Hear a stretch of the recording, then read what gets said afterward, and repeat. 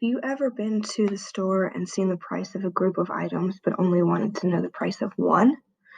Or have you ever gotten your paycheck and wanted to know how much you made per hour? These are both examples of finding the unit rate, which is something we talk about in 6th grade math. Super, super simple, but somewhat intimidating sometimes because you're basically dividing. So a couple examples. First example is finding unit rate. First example says Tire King is having a sale where customers can buy 4 new tires for $319.96. What is the cost per tire? So we're basically looking for unit rate, which is the price per tire. So all you do is you take the price, $319.96, divide it by 4, okay, which will look like this. So you just divide it. You guys put the price in the house, which we talked about last week, and then you put the 4 on the outside. You get out your calculators. You can use them for this unit. Put $319.96 in there. Divide, okay, just like that. You guys can see that. Divide it by 4, and you get $79.99 per tire. So how much does each tire cost? $79.99. So actually pretty cheap per tire. Next question, if you want to know how much you make per hour, it says if you work 4 hours each day for 6 days, you can earn $288 in all. So how much did you earn per hour?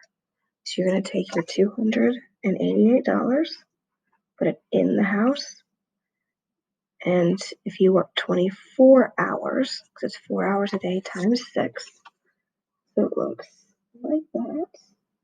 You divide it, put it in your calculator. So when you put it in your calculator, you get 12.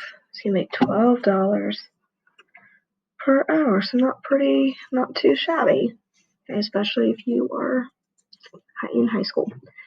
Okay. All right, now that we know how to find unit rate, basically dividing, we're going to move on to finding the better buy.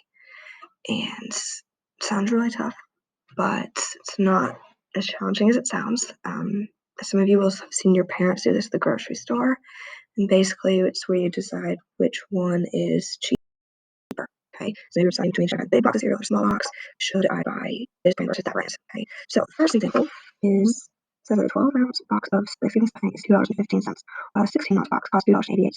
What is the better buy? So basically, which one is cheaper? Okay, because you want to spend less money.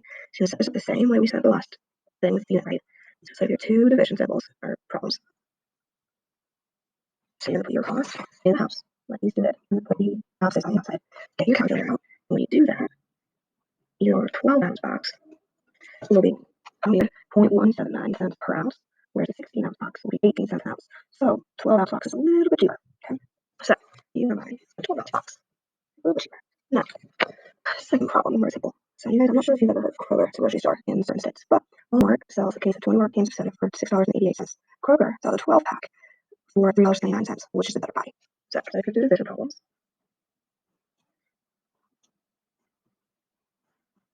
so it should look like this. And after you divide with your calculator, I think your Walmart 24 ounce or 24 can will be 29 cents a can, but whereas Kroger, the cans will be 33 cents a can. So going to Walmart is cheaper than buy your soda per can. So one more way that you may see unit rates is in a ratio table, which we talked about last week. So in this example, if you guys have ever been out for fast food, gotten chicken nuggets, a lot of times you'll order sauce, and the restaurants will have a specific number of nuggets that they'll get certain number of sauce packets they'll give you per amount of nuggets. So in this case, if you have 8 nuggets, they'll give you 2 packets, versus 12 nuggets, you get 3. And then if you have 24 nuggets, they'll give you 6 packets. So we want to know how many nuggets they give you per packet. So when we did ratio tables, if you remember, you could go a couple different ways. You go 8 divided by what gives you 2, 12 divided by what gives you 3, and then 24 divided by what gives you 6. Or 6 times what gives you 24, 3 times what gives you 12, 2 times what gives you 8. So we had to figure out this missing number. So we know that 2 times 4 is 8, 3 times 4 is 12, 6 times 4 is 24. So 1 times 4 is 4. So for every packet of sauce, you get 4 nuggets. So there's your final answer. So just one more way to show unit rate, depending on how you're most comfortable.